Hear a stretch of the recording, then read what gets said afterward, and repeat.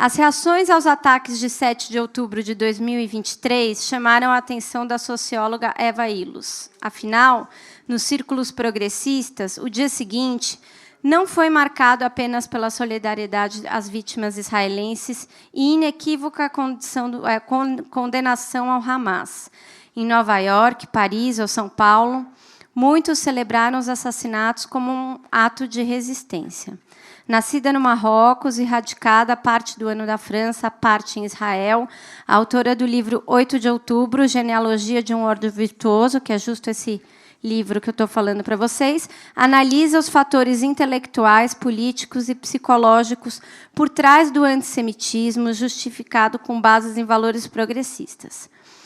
Adversária do governo Benjamin Netanyahu, Illos defende que não precisamos escolher entre a condenação das ações de Israel na faixa de Gaza e a luta contra o antissemitismo. Essa mesa também é organizada no âmbito da temporada França-Brasil, com apoio do Instituto Francês e da Embaixada da França. Vou chamar para mediar esse bate-papo com a Eva, o meu querido amigo Fábio Zucker, que é antropólogo, jornalista, ensaísta, fez a pesquisa da nossa exposição Judeus na Amazônia, quem teve a oportunidade, realizou pós-doutorado na Princeton University e, no momento, está trabalhando em seu novo livro, que a gente vai esperar para ver o que é. Fábio.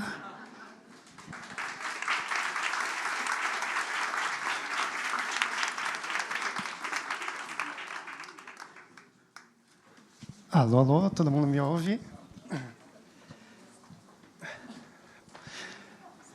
Felizmente, eu falo francês, então eu vou falar em francês, vamos fazer a entrevista em francês, e nós temos, então, a tradução para o português.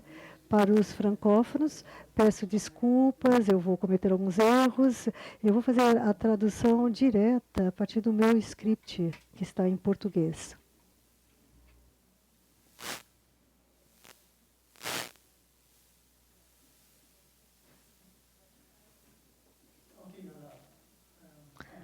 Muito bem, então vamos começar.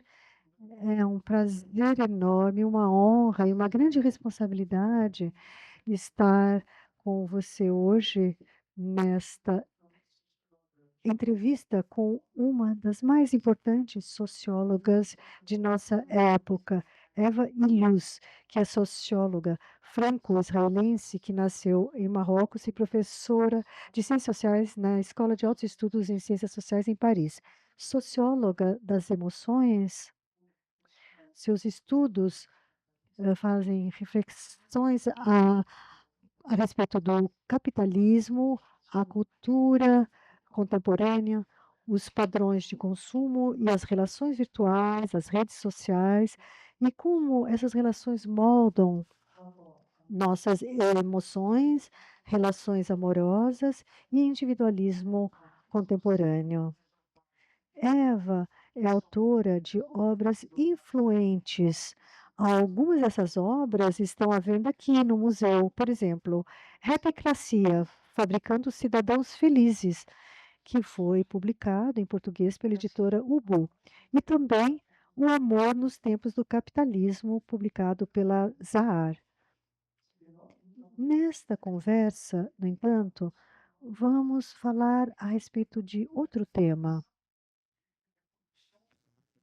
Recentes produções suas, sem abandonar o tema das emoções, refletem sobre alguns aspectos incontornáveis da vida judaica contemporânea. Estou me referindo principalmente ao livro The Emotional Life of Populism, A Vida Emocional do Populismo, publicado em 2023, e o livro ensaio, e aliás Marília já falou, acabou de ser publicado. Podemos considerar que hoje é o dia de lançamento desse livro-ensaio. Chama-se 8 de outubro, Genealogia de um ódio virtuoso. Está sendo distribuído gratuitamente para todos nós. Vamos também refletir sobre artigos e ensaios que a Eva publicou na mídia internacional desde o de outubro de 2023 até os. São textos que têm sido, ao menos para mim, mas imagino que para muitos de vocês que conhecem o trabalho da Eva, são obras que são verdadeiras fontes de inspiração para navegar o mar tempestuoso no qual estamos inseridos desde aquele dia. Muito obrigado, Eva, por estar conosco. Bom, há dias, tem dias que entram para a história de um modo singular. No dia 7 de outubro, eu estava nos Estados Unidos, em Princeton, e acordei com a notícia do ataque do Hamas, com uma mensagem da minha mãe. Foi depois de um dia em que eu trabalhava na biblioteca que fui compreendendo a dimensão do ataque contra a população israelense. E foi naquele dia que eu estava na biblioteca que eu comecei a ver as primeiras celebrações que o ataque havia gerado. Nos finais de semana, eu costumava ir para Nova York, não há muita coisa a fazer em Princeton, mas no domingo recebi uma mensagem sugerindo para não ir, já que em Midtown, onde o trem parava, havia manifestantes que estavam reunidos para festejar, gritando 700, 700, 700, 700. Na época, era o número que se conhecia de vítimas israelenses até então.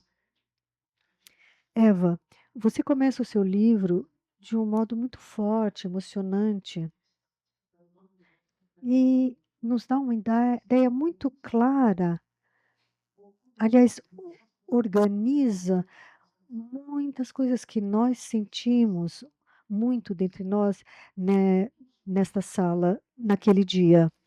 Todos nós acreditamos que, de certa forma, fazemos parte de uma parte da humanidade que condena os crimes contra a humanidade e atrocidades que gerariam revoltas. E como você, imaginávamos que essa revolta seria ainda no campo da esquerda, que que era comprometida historicamente com ideias de justiça social. Mas não foi isso que aconteceu. Houve não apenas a negação da violência, como a sua celebração pública por partes importantes da esquerda global. Uma espécie de gozo coletivo. Explicar o porquê desta celebração é o mote do seu livro, O 8 de Outubro. Então, de uma forma direta, o que explica esta falta de solidariedade para com os judeus quando vítimas de violência extrema? E o que é esse ódio virtuoso ao qual você se refere em seu livro? Muito obrigada, Fábio. Muito obrigada a esse museu maravilhoso que nos convidou e nos permitiu fazer essa visita tão rica e tão emocionante em São Paulo. E muito obrigada a todos e todas aqui. Vamos voltar a esse dia. Bom, nós nos lembramos. Bom, no dia do assassinato de Kennedy, eu ainda não havia nascido, mas todos aqueles que já estavam lá se lembram desse dia.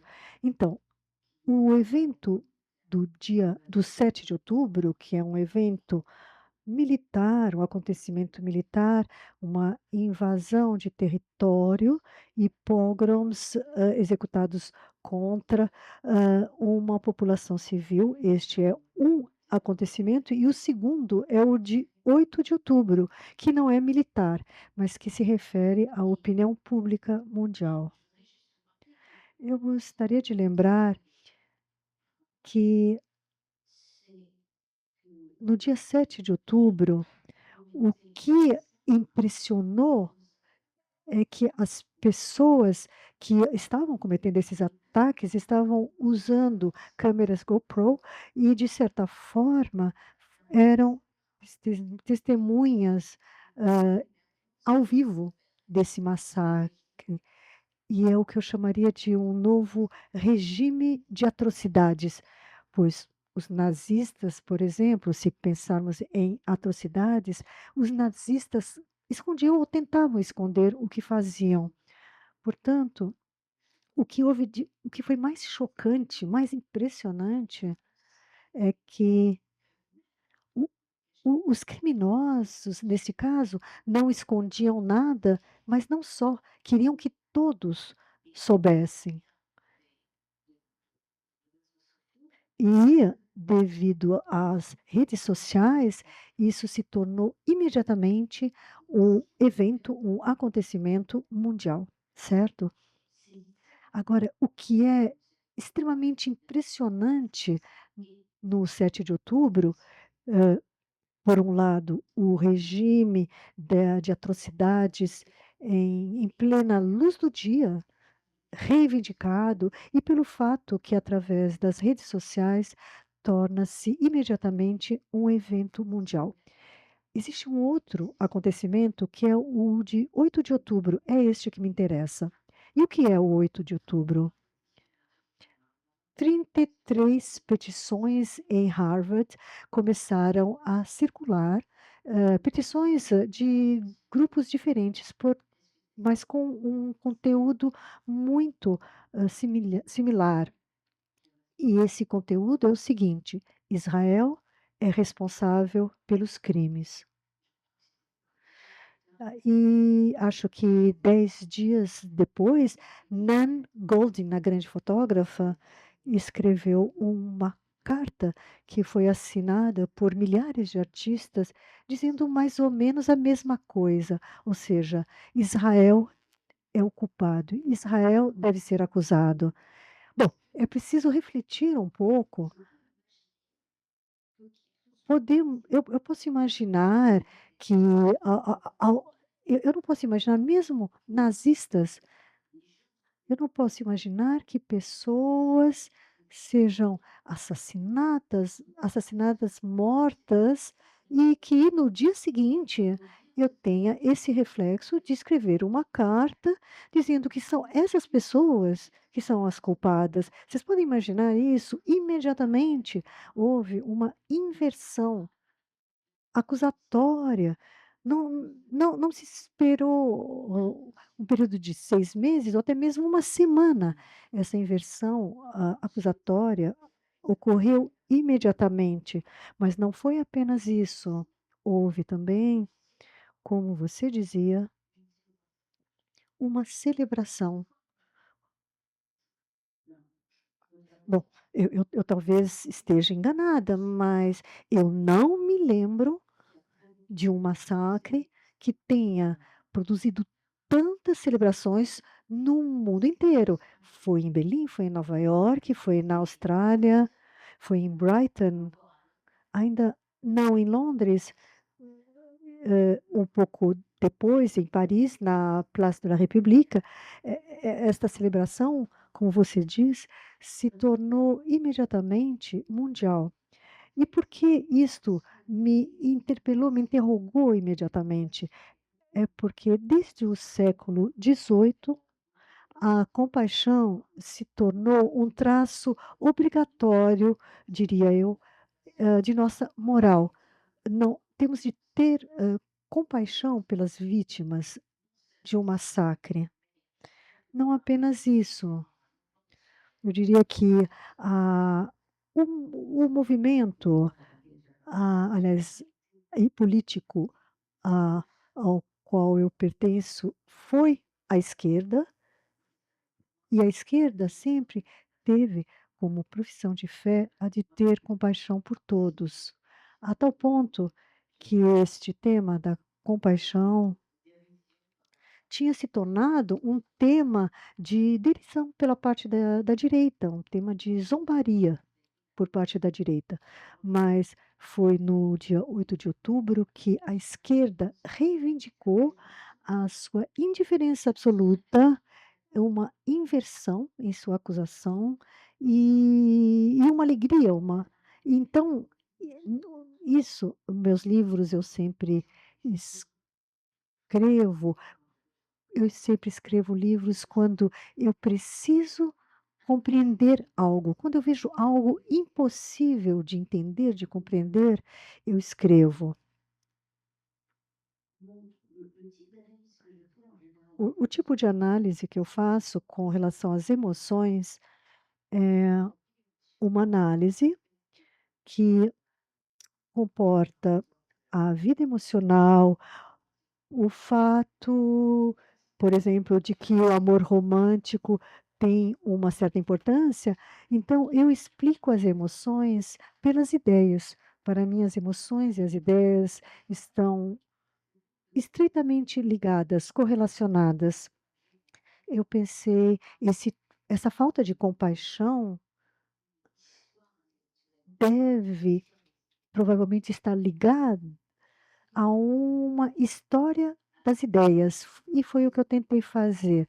Eu tentei compreender a genealogia, as camadas, eh, diferentes que deram origem ao que para mim, até hoje, permanece sendo um mistério, uma reação monstruosa por parte da esquerda.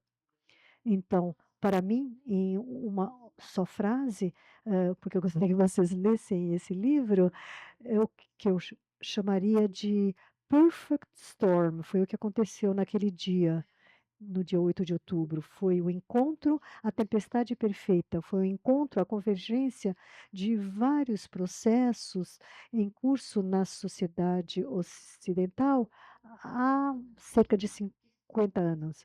E qual é essa convergência?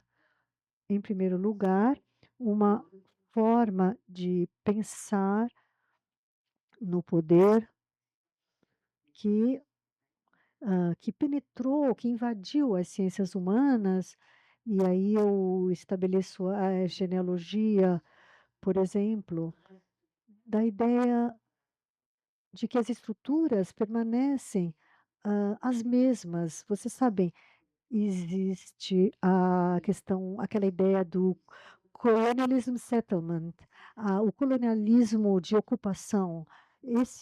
Esse settlement, colonialismo, não é um evento, é uma estrutura.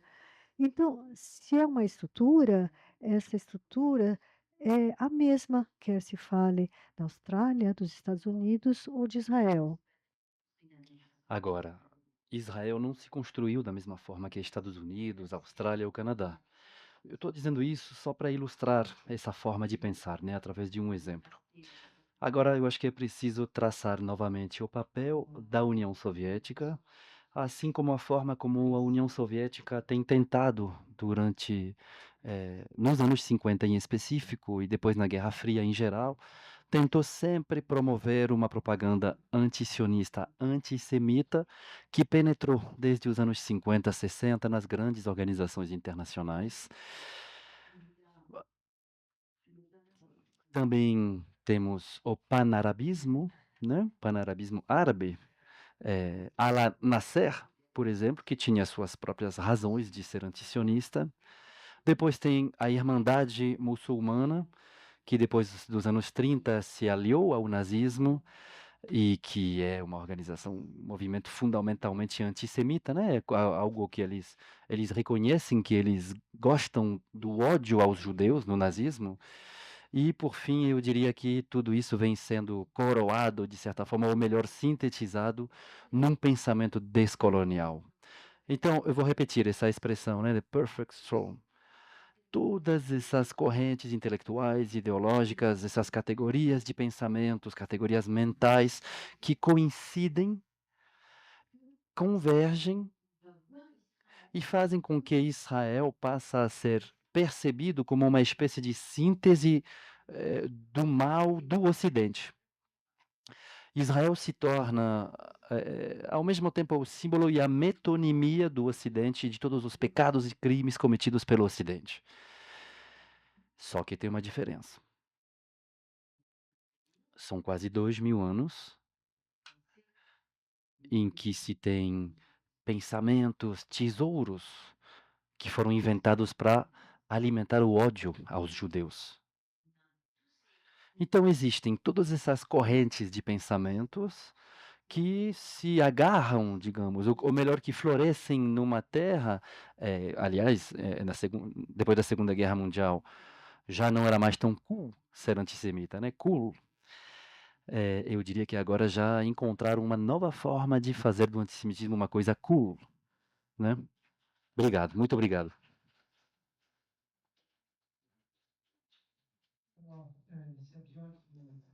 É, Bom, você terminou a sua resposta com essa questão da Shoah, do nazismo, né? Mencionou isso.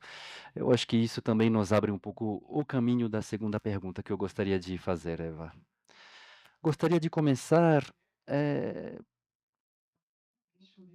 reportando imagens diferentes de dois momentos diferentes, tá? A primeira imagem é 1965, Alabama, Estados Unidos. Nós temos os rabinos Abraham Joshua Heschel, marchando ao lado de Martin Luther King. Uma imagem que acredito que muitos de vocês já tenham visto, provavelmente, nas redes sociais, na internet e tal. No contexto, portanto, do movimento pelos direitos civis nos Estados Unidos. A segunda imagem que eu gostaria de evocar aqui é outra época, 2023. Trata-se de uma publicação do movimento antirracista norte-americano Black Lives Matter, que celebra e apoia os crimes contra a humanidade cometidos pelo Hamas.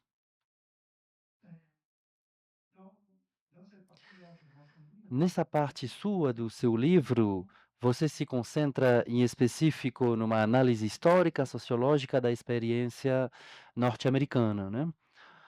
Em relação nas relações entre judeus e comunidade afro-americana. Mas eu tenho a impressão, e eu queria que você falasse um pouco disso, que isto pode ressoar um pouco na experiência judaica no Brasil. Bom, você escreve sobre isto no seu livro, como dois grupos que compartilharam tantas batalhas, que estiveram lado a lado em tantas batalhas, podem se tornar inimigos. Você escreveu essa frase. Muito obrigado por citar esses exemplos deste pequeno livro. Eu diria que as relações entre judeus e negros americanos é essencial para a gente conseguir entender essa questão ali. De fato, os judeus e os negros. Bom, eh, os judeus são racializados até os anos 50, mais ou menos. São vistos como eh, pessoas de cor marrom, né? Não são vistos como brancos até essa época, né? Então, é totalmente normal que se sintam como se formassem parte de uma comunidade de destino com os negros. E é surpreendente, aliás, e é talvez algo que não se sabe, né? Mas judeus foram presidentes da National Association for the Advancement of Black People. Então, os judeus e os negros são ligados por uma luta em comum, tá? Depois da Segunda Guerra Mundial, este cenário passa a mudar, começa a mudar, justamente porque ser antissemita não já passa a ser uma coisa desacreditada, né, no mundo inteiro, e o sistema de cotas que existia na universidade, o sistema de cotas, passa a ser retirado. Isso significa que os judeus podem entrar na universidade muito antes dos negros na universidade, né? Entram na universidade porque não tem mais sistema de cota e passam a ter uma trajetória, digamos, sociológica muito mais rápida, ou melhor, uma mobilidade social muito mais rápida do que a dos negros, porque os negros ainda estavam sendo impedidos de acessar devido ao racismo americano, norte-americano. Agora, quando o movimento negro, ou melhor, depois que o Martin Luther King foi assassinado e que o movimento negro com os Black Panthers, com as Panteras Negras, o Malcolm X, o movimento negro passa a interpretar, digamos, o quadro democrático liberal de forma muito diferente dos judeus. Eles passam a ver a democracia e o liberalismo como sendo inimigo, quando os judeus veem a lei, o sistema legal e o liberalismo e o universalismo como sendo justamente o quadro dentro do qual eles querem se inserirem. Então, os negros passam, digamos, vão num caminho separatista para poder construir sua identidade, sua ação política, quando os judeus cada vez mais se tornam parte do establishment americano. E eu diria que, afinal, é a Shoah que realmente fez toda a diferença ali. Digo isso porque a Shoah ocupa todo o espaço memorial nos anos 80. Todo o espaço memorial, né? Os anos 80 é a época em que os negros começam a... Não começam, mas desenvolvem cada vez mais a consciência dos horrores da escravidão. Horrores da escravidão, mas o espaço memorial já está super ocupado, super investido, de certa forma, pela memória da Shoah. Então, tem uma competição, chamada de competição vitimária. É uma competição vitimária que consiste em dizer, por exemplo, aliás, isto se desenvolveu um pouco depois, né, já mais tarde, vão dizer, a Shoah não é o crime mais horroroso da humanidade. Outros foram feitos, todos se parecem, os crimes horrorosos. Depois apareceu uma nova escola descolonial, pós-colonial, que diz que a Shoah não passa de uma manifestação de guerras e massacres colonialistas da Europa. Então, por exemplo, dizem que o massacre dos Herero na Namíbia, na África Ocidental, pela Alemanha, em 1904, é como se fosse o ensaio geral da Shoah, que os alemães passam a perpetrar sobre os judeus 40 anos depois. Então, vou dizer, é um continuum ali, né? Tem uma continuação ali, uma continuidade, e vamos se opor ferozmente a essa ideia de que a Shoah seria uma espécie de ruptura na história da humanidade, uma ruptura no horror.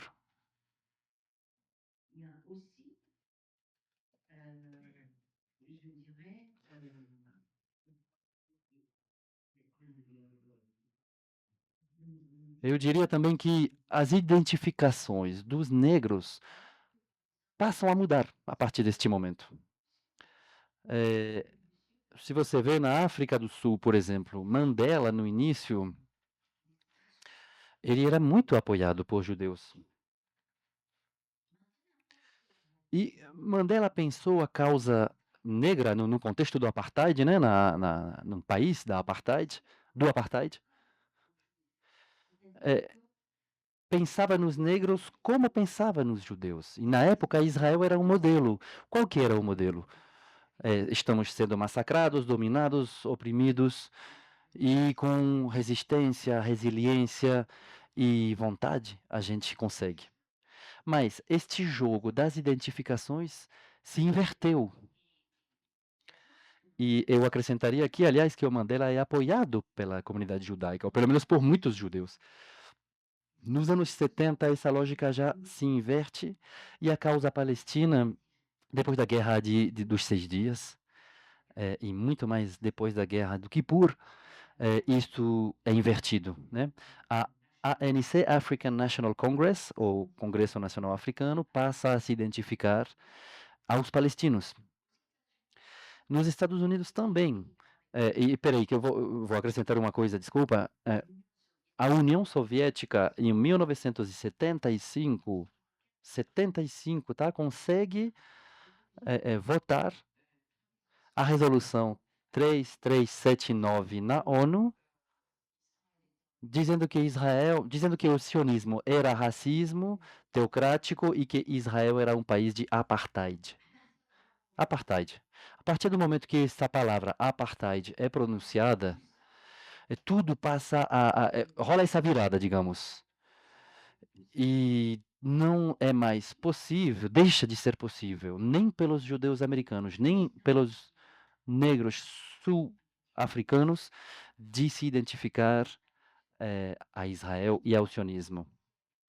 Isto tem um papel essencial nos Estados Unidos, porque a esquerda americana se alinhou muito ao descolonialismo, ao pensamento descolonial, em específico sobre a memorialização, né, a memória da escravidão. Então existe uma forma de identificação ali com a comunidade african-american, afro-americana, e, portanto, uma dessolidarização em relação a Israel, que passa a ser visto como protótipo, ao mesmo tempo, do apartheid e do colonialismo mais sanguinário do Ocidente. Maravilha, obrigado. Ultracolonialismo, né? Eu li recentemente um artigo escrito por um filósofo italiano. Bom, antes de passar à próxima pergunta, eu gostaria de lembrar ao público que vocês estão convidados para formular perguntas. Ou a equipe do museu vai receber essas perguntas e eu vou selecionar as perguntas que serão dirigidas a Eva, mas vocês são muito invitados a participar e a fazer perguntas para Eva, tá? Eu gostaria também de, fazer outra pergunta. Você publica muitos livros, livros fascinantes, aliás, todo mundo está convidado a ler esses livros, quem não conhece, realmente recomendo, mas você publica muito também na mídia. E tá calor, gente. A Eva publica muito na mídia, como eu estava dizendo, e recentemente, em julho deste ano, no Fathom Journal,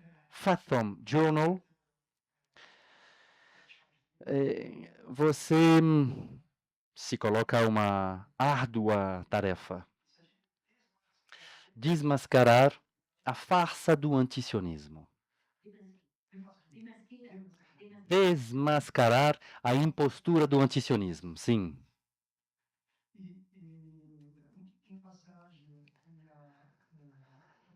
E uma passagem que me chamou especificamente a atenção, você escreve que o sionismo restaurou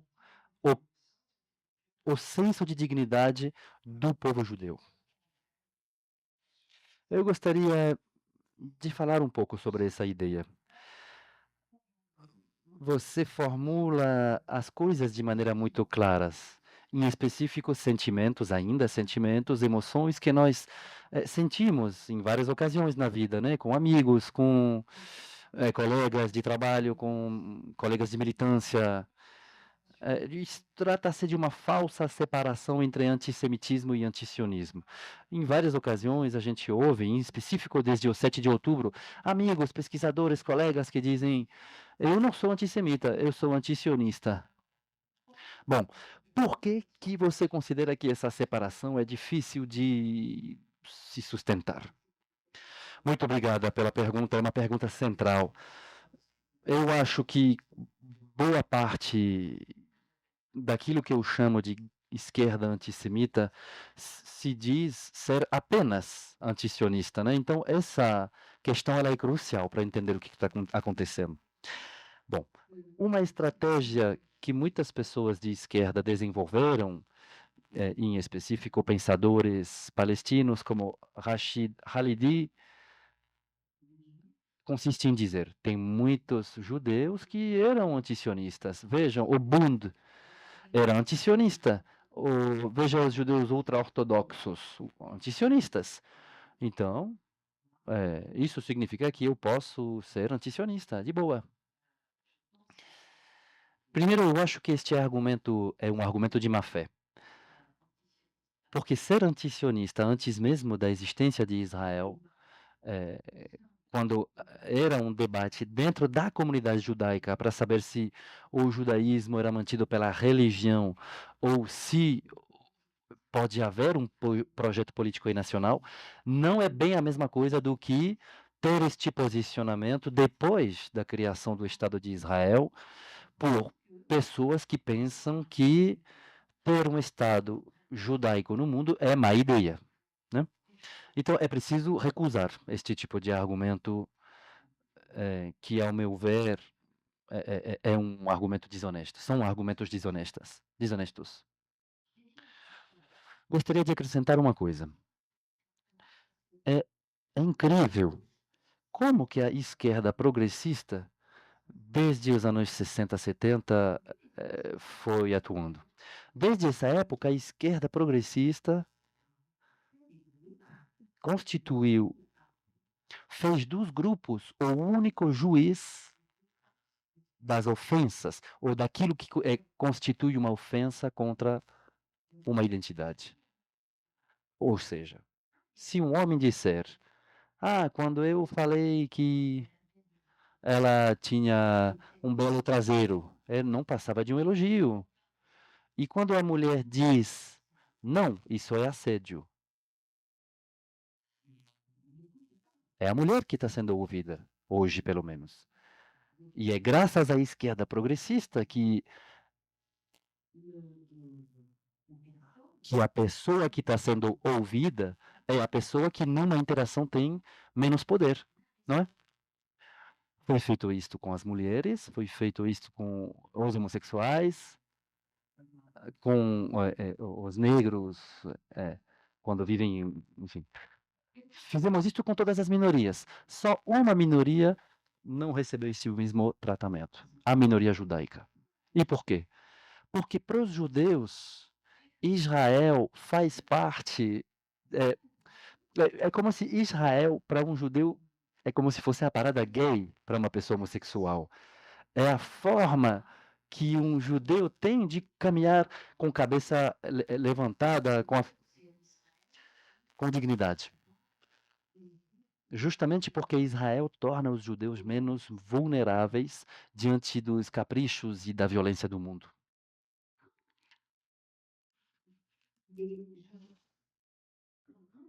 Quando a esquerda se apropria aquilo que é uma fonte não somente de orgulho, mas também de dignidade, aquilo que dá aos judeus uma dignidade, quando a esquerda se apropria essa fonte e diz: se vocês são sionistas, vocês acreditam em uma ideologia que essencialmente, fundamentalmente, ontologicamente é uma ideologia do mal, essa esquerda, ao fazer isto, retira à comunidade judaica seu direito fundamental de escolher aquilo que lhe confere uma fonte de dignidade e de orgulho. É um ataque direto àquilo que constitui a identidade íntima e profunda de uma pessoa judia. Isto é absolutamente inaceitável. Eu acho que já deu, eu não olhei bem, mas eu gostaria de acrescentar esse terceiro ponto. É preciso fazer essa pergunta. O antisionismo, ele não vem de qualquer lugar. A União Soviética, nos anos 50, criou escritórios, ofícios de sionologia. Zionology. O que é a sionologia? É incrível pensar nisso. Então, são departamentos cujo objetivo é criar uma propaganda que vai se disseminar no mundo, apresentando o sionismo como uma ideologia burguesa, da burguesia avançada, uma forma de decadência do Ocidente, particularmente da América do Norte, e principalmente como uma forma de teocracia e de racismo. E a União Soviética trabalhou muito nesta propaganda, a tal ponto que em 1975 conseguiu fazer adotar essa a moção, essa emenda, essa proposta na ONU, e conseguiu fazer votar com partidos comunistas e organizações internacionais a ideia de que Israel é uma ameaça para o mundo todo.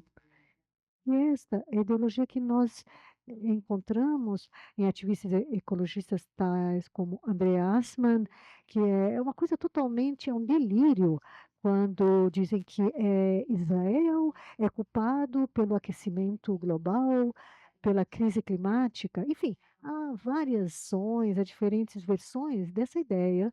Essa ideia é de que Israel é o âmago, o centro da ameaça climática no mundo. Então, não é anódino opor-se a essa ideia de que o antisionismo é uma ideologia legítima como qualquer outra. Não, não é uma ideologia legítima como qualquer outra. É uma ideologia que pode desculpar o antissemitismo. Marshall Gerson, uma grande jornalista que escreve para o New York Times, ela é uma judia russa que fugiu da Rússia há mais de 20 anos. Bom, sabe, há alguns meses, 2 judeus foram mortos ao lado da embaixada israelense e todos falaram em atentado antissemita. E Masha Gersson escreveu no New York Times um artigo dizendo: não é um atentado antissemita, é um atentado antisionista. E o que está em jogo quando se diz isso? É um atentado antissionítico. Então, é uma.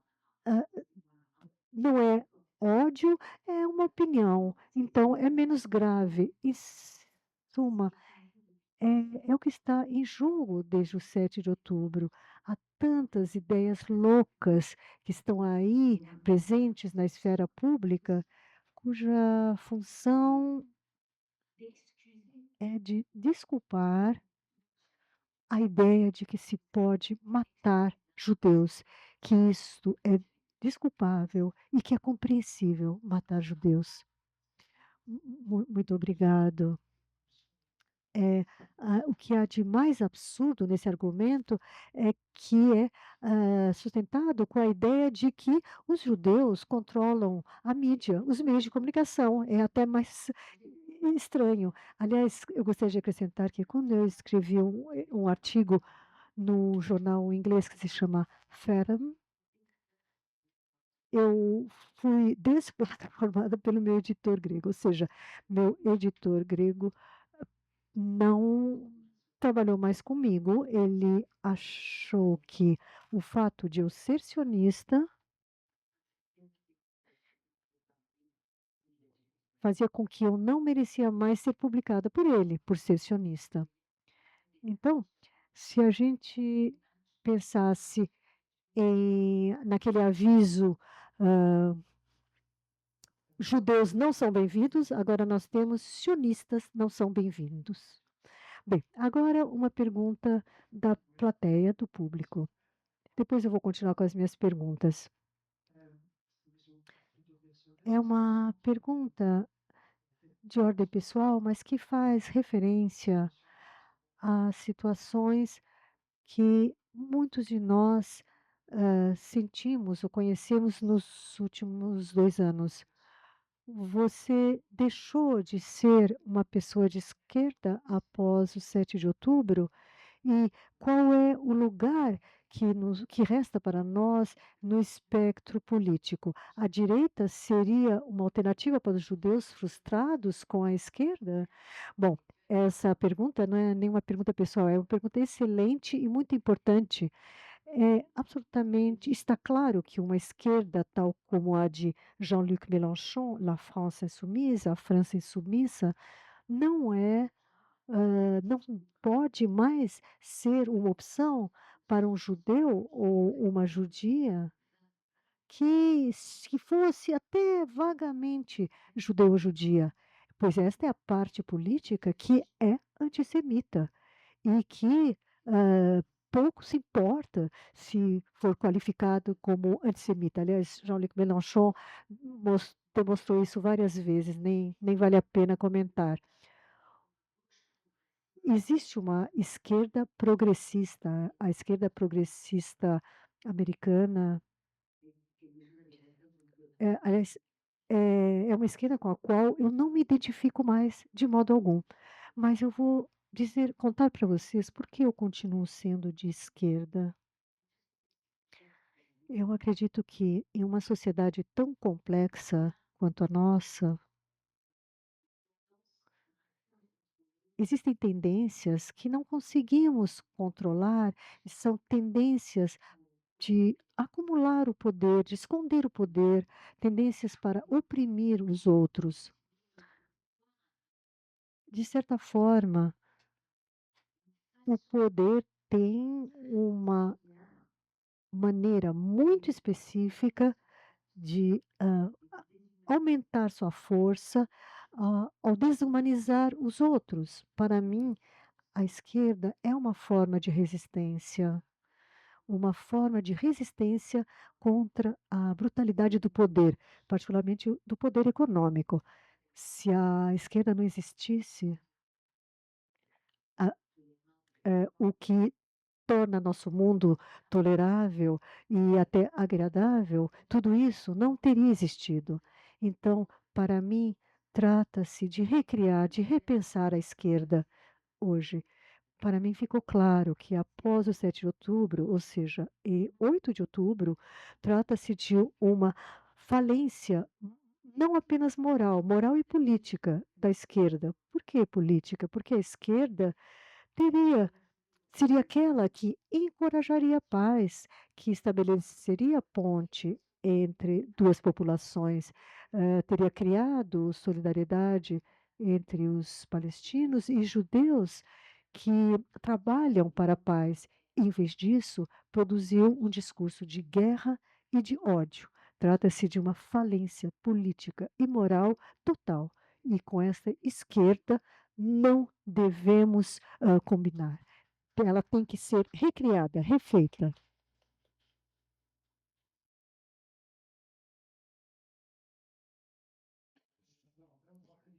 Volto então à minha pergunta. No seu livro The Emotional Life of Populism, essa é uma referência muito importante para o meu trabalho como antropólogo, trabalhando na Amazônia, principalmente as emoções que são mobilizadas nas regiões mais desmatadas da Amazônia, que estão em relação com a política de extrema-direita do Bolsonaro.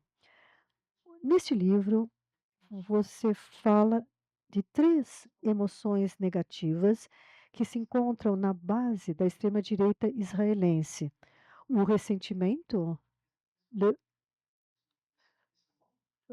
o ressentimento, particularmente de grupos Mizrahim, em relação à elite Ashkenazi. Sim, o ressentimento, é disso que se trata. O ressentimento. Uhum.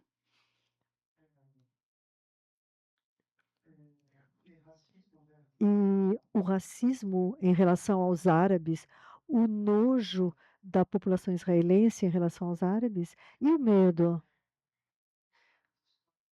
principalmente relacionado a histórias reais de antissemitismo ah, com relação à população judaica e ataques de países árabes.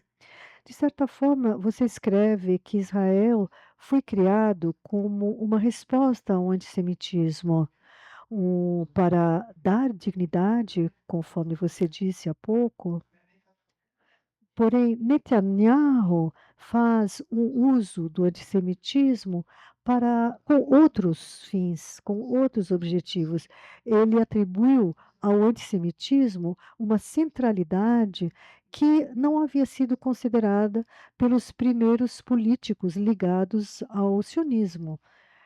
Podemos dizer que ele fez do medo do antissemitismo um instrumento de construção de sua política. Como isso opera em Israel hoje? E como o antissemitismo é usado no projeto populista de Benjamin Netanyahu? É uma questão bem ampla. Vocês talvez sabem, a Shoah não foi invocada imediatamente no coletivo ah, israelense. Se vocês lerem o livro de Tom Segev, O Sétimo Milhão, ele é um historiador que mostra que os israelenses, na verdade, sentiam vergonha, tinham vergonha dos sobreviventes e não os percebiam como fazendo parte do novo judeu que se estava tentando criar em Israel. Esse judeu militar e principalmente forte. Ah, tinha-se vergonha desses judeus que haviam sido esmagados pela história. E por volta de 1961, com o processo de Eichmann e depois com o processo Maniuk, foi aí que a consciência da Shoah, do Holocausto, começou a emergir, a surgir. E ela se tornou operatória no discurso nacional israelense.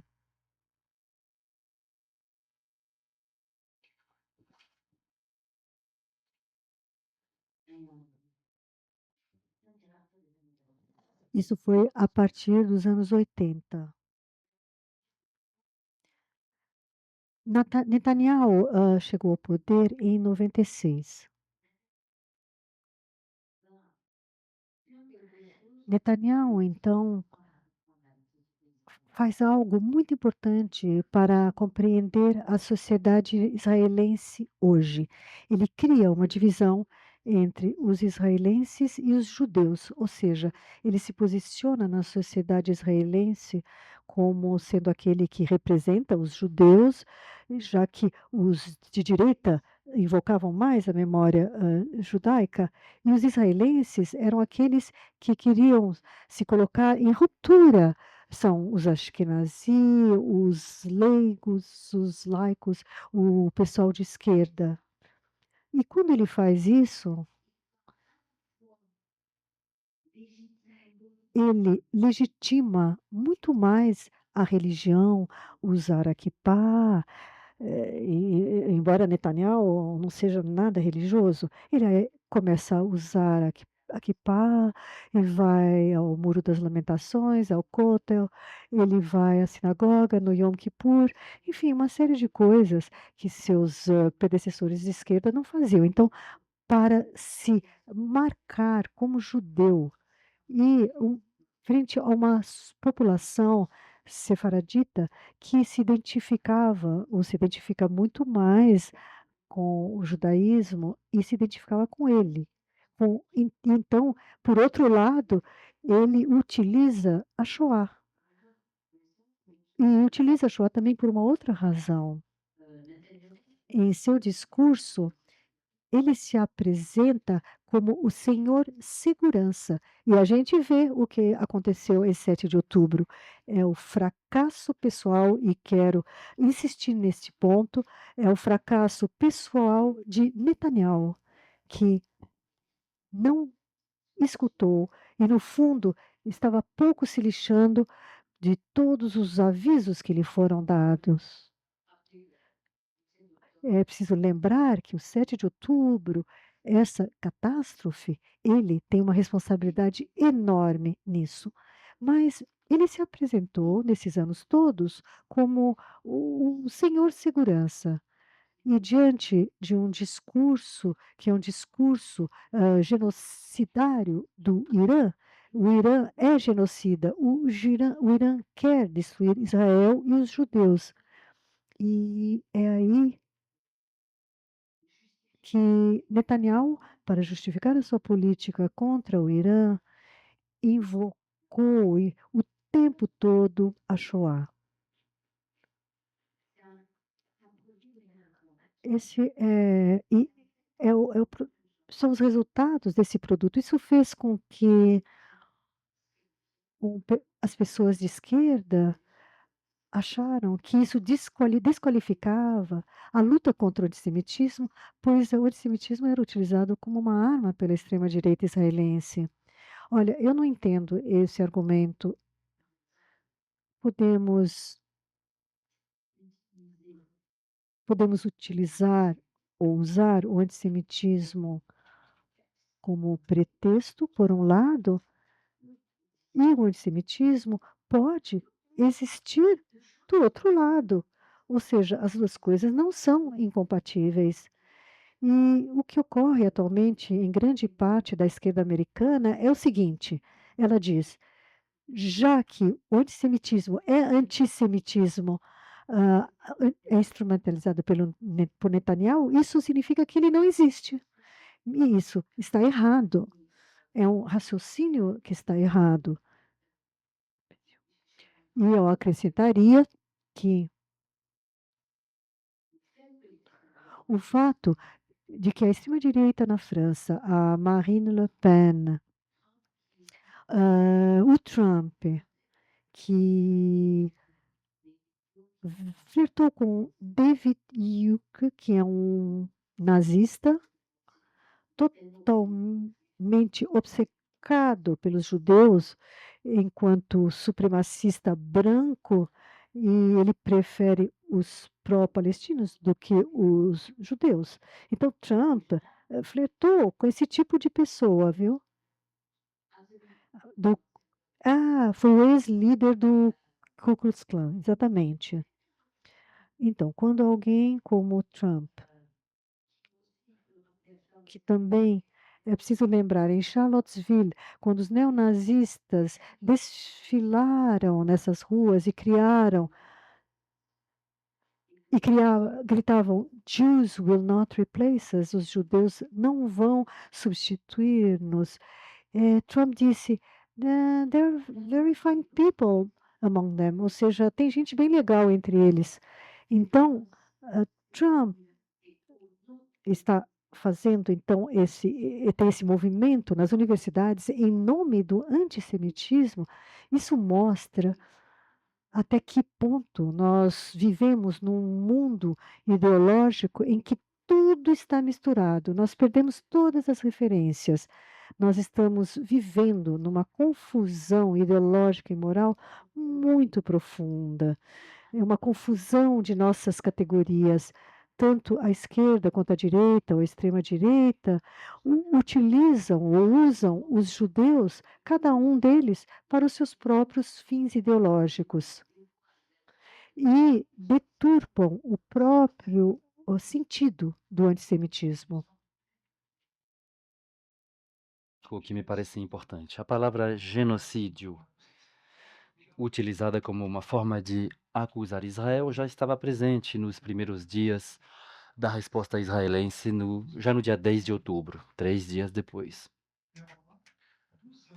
2 anos depois, várias pessoas, incluindo pessoas judias, israelenses, David Grossman, por exemplo, começaram a utilizar essa palavra diante da violência da resposta israelense em Gaza. Como você vê essa denúncia, essa acusação de que Israel está cometendo um crime de genocídio? Bom, a acusação de genocídio, eu acho que ela é uma acusação legal, juridicamente, né? Eu vou compartilhar aqui com vocês o sentimento que me incomoda um pouco, talvez. Eu não vou assumir a responsabilidade plena de uma resposta, mas eu vou dizer que somente uma corte é competente para dizer se sim ou não há ou houve genocídio, porque se trata de uma categoria jurídica, ponto. Primeira coisa foi essa. Segunda coisa que eu queria dizer a respeito disso. Nas categorias jurídicas, no direito que foi formulado após a Segunda Guerra Mundial, a categoria de crime contra a humanidade, crime de guerra e crime de genocídio, essas três categorias são tão graves uma quanto a outra. No entanto, a categoria de genocídio é diferente das outras. Apesar de que juridicamente sejam equivalentes, a categoria de genocídio está associada no imaginário popular a alguma coisa que tem a ver, que remete aos judeus e remete ao evento, digamos, mais intolerável e mais horroroso da história da humanidade. Ou pelo menos é assim que foi apresentado.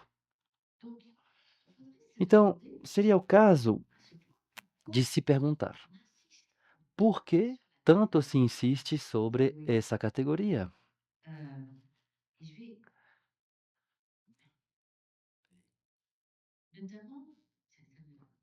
Desculpa, estou ficando. tô- eu também. Eu estou com dificuldade de me concentrar, se puderem parar com isso.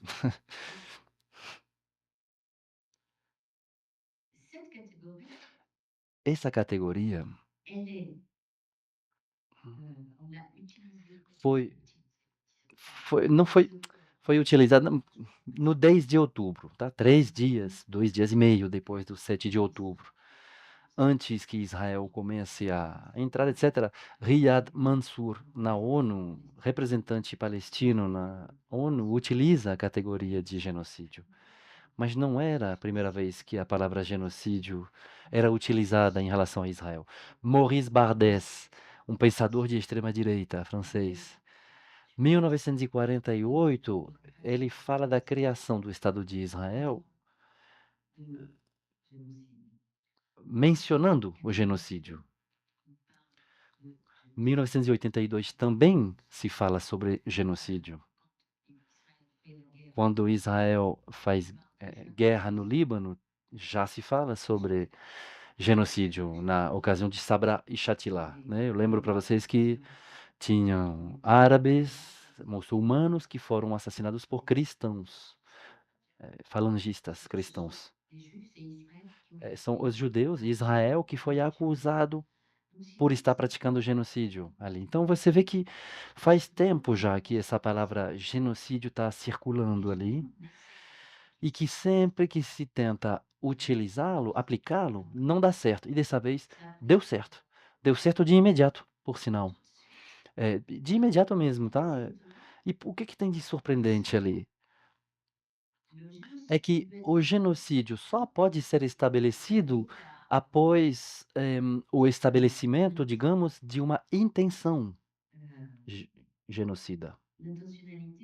Ou seja, que a intencionalidade é crucial. A intenção de matar um grupo como todo, ou parte deste grupo, de matar sua cultura e a possibilidade, matar a possibilidade do grupo existir e se reproduzir, isto é qualificado como sendo uma ação de genocídio.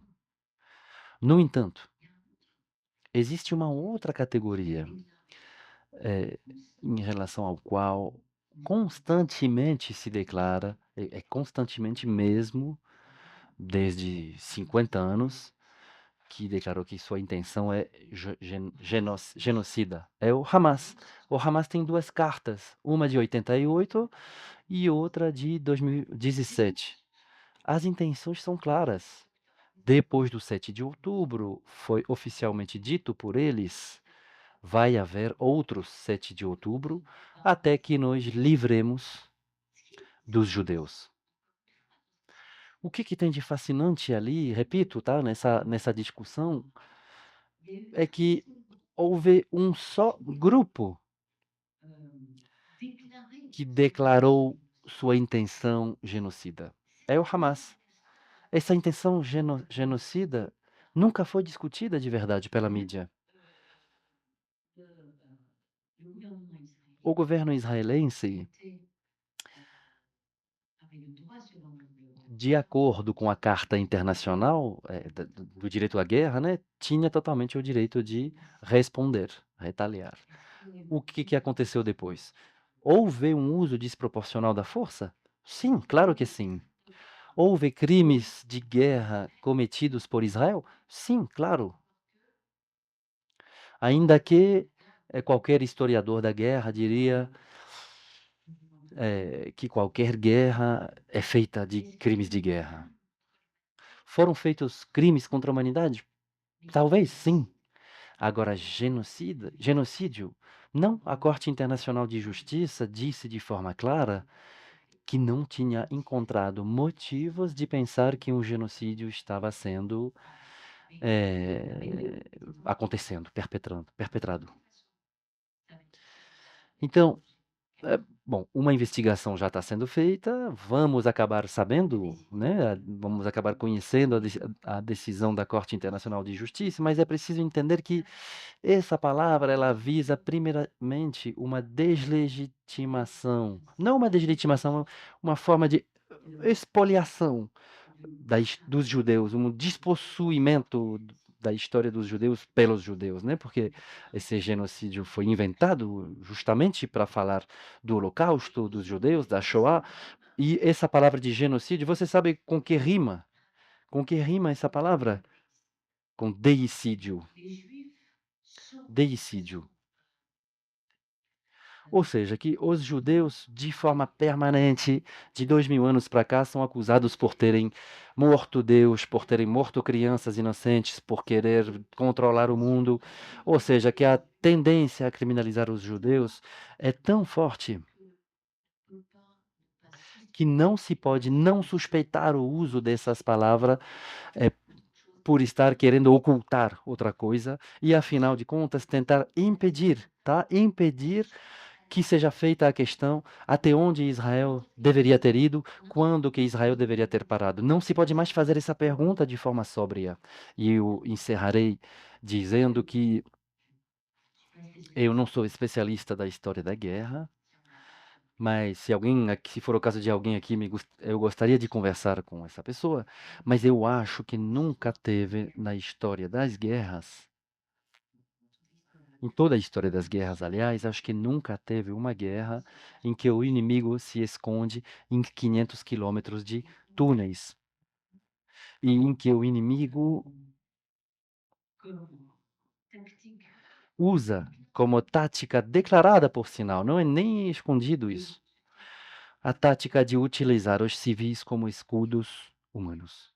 Não existe uma história, na história da guerra, uma coisa como essa. Então, eu acho que as categorias jurídicas e morais que nós temos para pensarmos essa guerra não estão adaptadas para refletirmos aos problemas desta guerra, porque não houve precedentes, literalmente.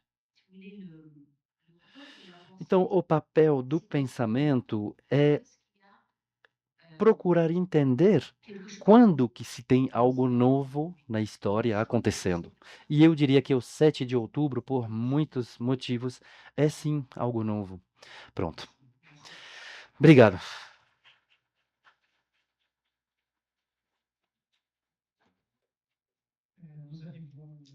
Estamos chegando à última pergunta, o tempo voou. E queria misturar uma pergunta do público com umas perguntas talvez que eu não elaborei, mas é o que eu tenho em mente, digamos, né?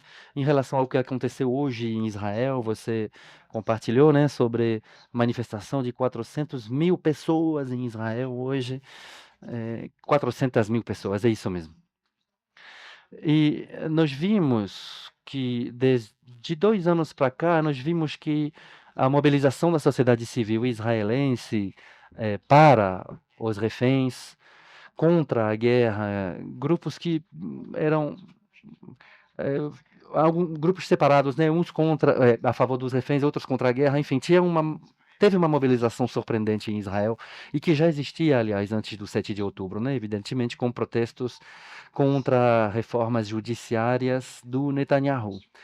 A pergunta, concretamente, que eu gostaria de lhe fazer é: por que que nessa reflexão sociológica que você faz, por que que a esquerda, fora Israel, não fala dessas manifestações que acontecem em Israel, sendo que essas manifestações, ao meu ver, são a forma mais eficaz. Bom, nós temos já o cessar-fogo agora, né? Mas por que que a esquerda internacional não fala sobre essas manifestações enormes? Por que que não fala sobre isso? Bom, é, é porque não serve a ideia fundamental de que o sionismo e Israel são sinônimos do mal, né? Fundamentalmente é por isso, eu acho, né? E eu gostaria de acrescentar que é incrível, né? O que os israelenses conseguiram fazer ao longo destes 3 últimos anos, né? Eu devo saudar, eu acho que devemos saudá-los profundamente, porque eles foram defender o país deles, né? Militar, civicamente. Logo depois da guerra, o governo caiu, né? O Estado caiu. Então, são os civis que organizaram toda a ajuda para as pessoas que não tinham mais casas, tanto no norte quanto no sul, que trabalharam sem medir esforços, muitos voluntários que foram nos campos, nas regiões rurais, para poder fazer as colheitas, porque não tinha mais ninguém para trabalhar, para fazer a colheita, legumes, frutas, para trazer isso dentro de Israel. É essa a sociedade civil, são eles mesmos que fizeram isso, porque o governo de Netanyahu era absolutamente incapaz de fazer qualquer coisa. Não só o exército foram totalmente perdidos, digamos, né? Mas o governo depois, para ajudar os civis, teve um desmoronamento total do governo. Então eu queria saudar profundamente. O motivo pelo qual a esquerda internacional está totalmente cega, e como eu disse mais cedo, né? Não cumpriu com o seu dever de solidariedade elementar diante que era exigido pela situação. Por quê? Porque isto não corresponde estes civis israelenses que estariam dando uma lição a todas as sociedades ocidentais por tanta resiliência e tanta coragem. Isto simplesmente não corresponde à categoria do mal que a esquerda gostou de elaborar em relação a Israel. Obrigado.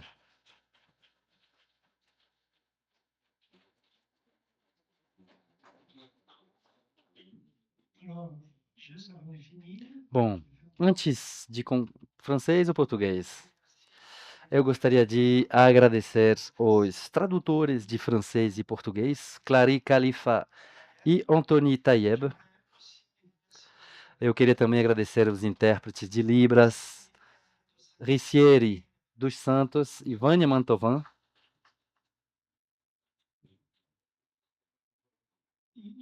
E também gostaria de lembrar a vocês que o livro da Eva, que tem livros da Eva para vender, vai ter um momento de autógrafos aqui no salão do lado, logo depois das portas. E eu queria informar que o festival continua amanhã, 11 horas da manhã. E vocês estão convidados, todas e todos, a acompanhar a programação do festival para este último dia, amanhã de manhã, a partir das 11 horas da manhã. Muito obrigado. Eu gostaria de agradecer o Fábio também. Aplausos para o Fábio.